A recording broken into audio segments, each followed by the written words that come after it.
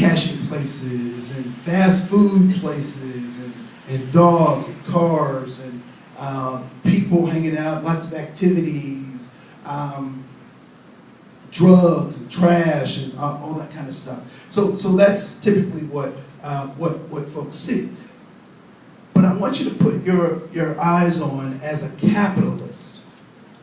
So put your capitalist hat on, open up your capitalist eyes, and when you see all that stuff from a capitalist point of view, what do you see when you look at the hood?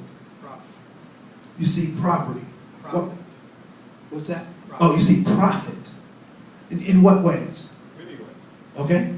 I can come in and take over the check cashing places and give it a cultural look, but I own it. I may not be of that culture. Okay, so I can take the check cashing place and make lots of profit, and not even be a member of the community, right? What else? What do you see?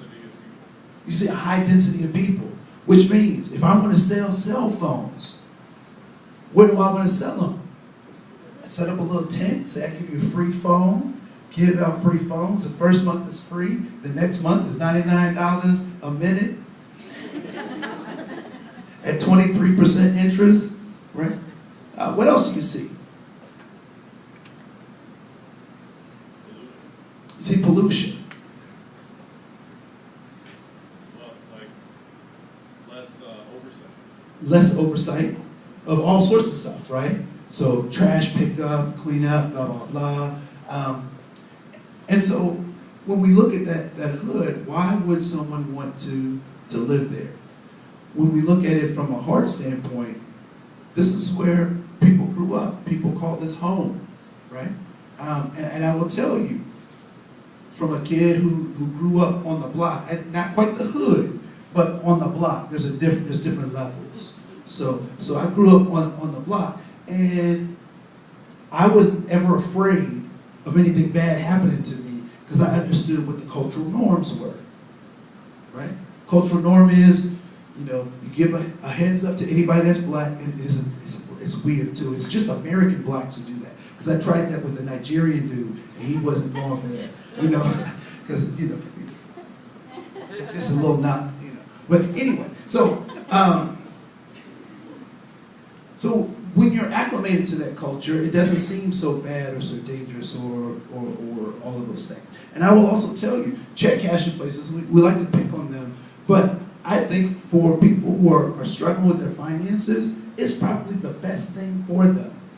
Because I was with one of these national banks that has 3 letters, and I don't want to embarrass them, but it has 3 letters and starts like Twin City, you know, with 3 letters.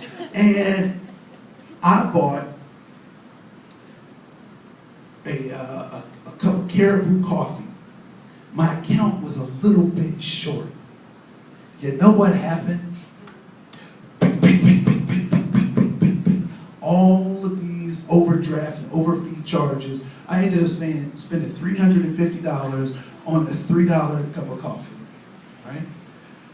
Because I didn't know how all that stuff was going to show up. But you know what? You go to check cashing place, they got all the prices for all the services, no surprises, up on the board. You pay for what you get. And so, for some folks, I would say that's a great thing. But the difference is you have to understand what you're doing, right? So the hood. So AJ came to the rescue by ensuring long-term, low-monthly payments to Rochester. A town with good real estate people is a more substantial community because more people own their own homes. So these next 2 videos will deal with why the hood exists. Because all too often we try to blame the people who are in there for a situation that they did not create. Remember the 8th day principle. The things that we created on the 8th day are things that were made by us, which also means that we can recreate them if we want to, right? So here we go. It would racialize housing, wealth, and opportunity for decades in ways few could have imagined. In the 1930s, the federal government created the Federal Housing Administration, whose job it was to provide loans or the backing for loans to average Americans so they could purchase a home. Due to the stimulation of the National Housing Act, from every section of the country come reports of vastly...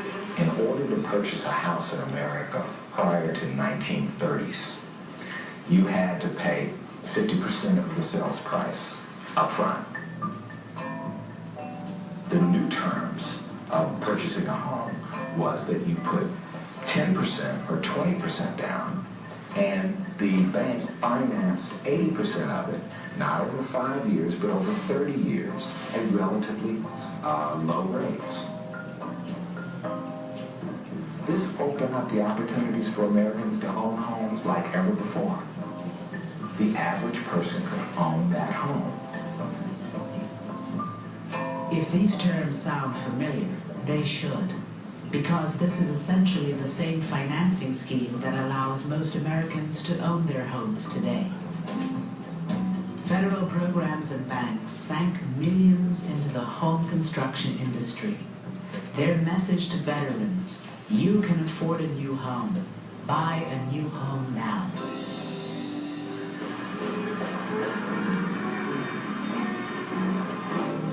On the outskirts of Baltimore, Memphis, Chicago, Los Angeles, Denver, and other cities, brand new communities sprang up.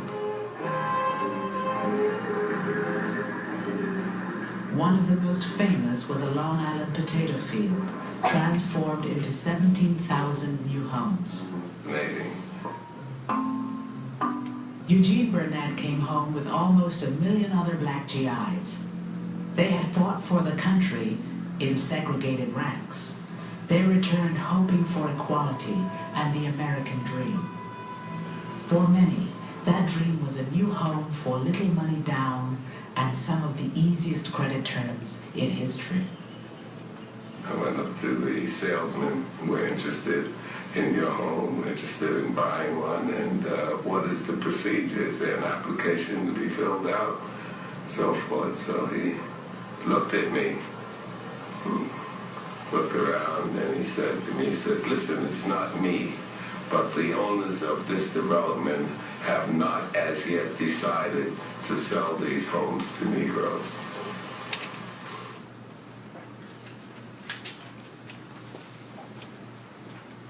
So how do you pass on your wealth? How do you pass on wealth? Inheritance. So you pass down inheritance. Yes, sir. Home ownership, right? So your net worth is, after everything is paid for, what do you have? And so with redlining, people weren't able to buy homes. People weren't able to get that nest egg or that banking account in their homes to pass on to other generations. I will tell you that if people were able to get life insurance policies during the time of slavery, lynching and the brutalization of people would have ended long ago, because the market would not have supported that foolishness, right?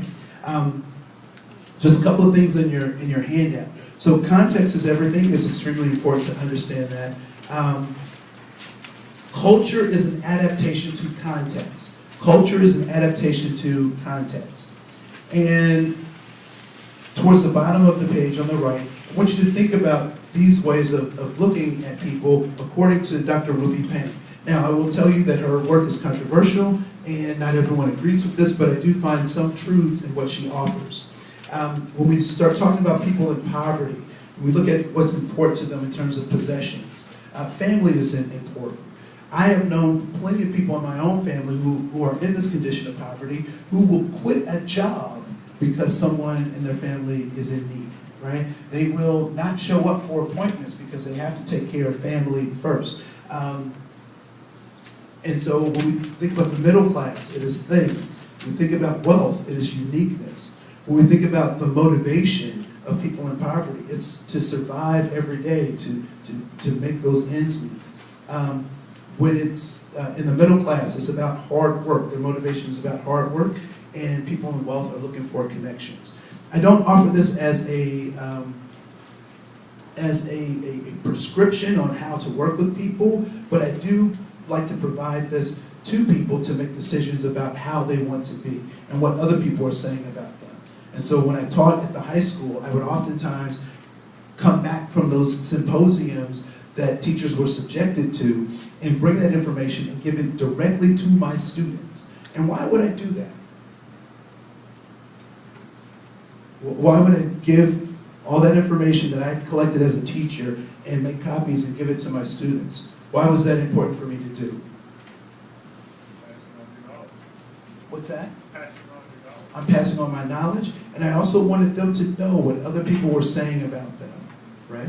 And so when we're working with families, it's important that we understand this liberation model. And this is what I will close with. That for all too often, we've had people on top of the table and people under the table.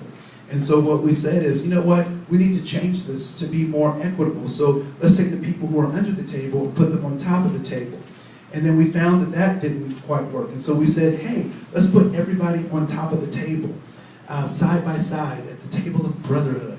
And then we found that didn't work. So we said, you know what, let's be separate but equal. So we'll put everybody equally on each side of the table. And then we said, no, that's not right. Let's just all get along. And so let's get everybody on the right side of the table. What has always been the problem? The table. And so when we start talking about giving access, when we start talking about this concept of increasing equity, not equality, but equity, making sure that people get what they need in the way that they need it, we can undo a number of these systems that we've been subjected to. My name is Andre Cohen. Thank you so much for your time.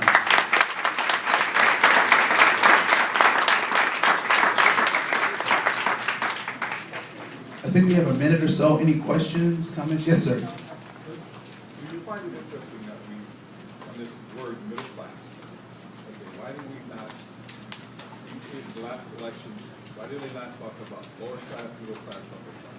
Do you find that interesting? Yeah, I find it interesting that they talk about the middle class, but we don't talk about the upper class or the lower classes. We spend a lot of time, because they want all of us to think that we're middle class. Even when I was going to Head Start, I thought I was middle class. Right? I thought I was middle class. And so it's that delusion. And to be quite honest, there are 29,000 people who make $1 trillion or more. So that would be the highest income earners. If we talk about the middle, what's the midpoint between $1 trillion and zero? What's the halfway mark? 500 billion. That would be the middle class. So when we talk about this middle class, what are we actually talking about? Because we're not talking about, and people will say middle income earners. Well, if that's the highest and the lowest is zero, where are we? Right? We're really askew. So we're not actually talking about dollars. We're talking about mindsets. We're talking about the ability to buy. So, yes, sir. See, that's where our language becomes our reality. Because when we look at talking about scientists and biologists, and how do we go from the color to the Negro to this, we're one of the few that experience that. Same thing in Native America. Red skin, all this other stuff. So it's really about a few folks who got together, united, created a reality to our language. And this is the other reality, and I'll leave you with this, and you guys are free to go. It is rich white people, not everyday regular white people, that have created this system. It was the slave owners, not the white people who worked for the slave masters. It was those owners who consistently are the puppet masters in a lot of our stuff. And I used to not believe in conspiracies, but now I do, because they're real. I asked the Tuskegee experiments in Alabama when they were given syphilis, when they thought they were getting good stuff. I asked the Native Americans who received smallpox blankets as they moved westward if they believe in conspiracy. I asked the women in